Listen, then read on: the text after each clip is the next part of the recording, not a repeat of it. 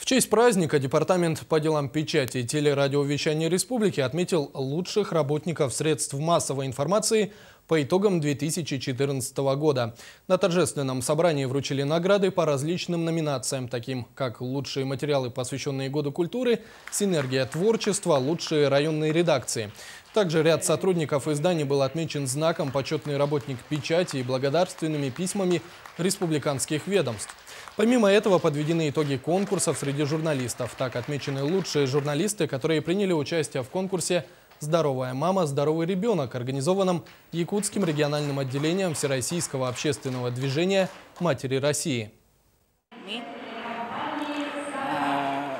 уверены, что и впредь журналисты будут освещать эту тему.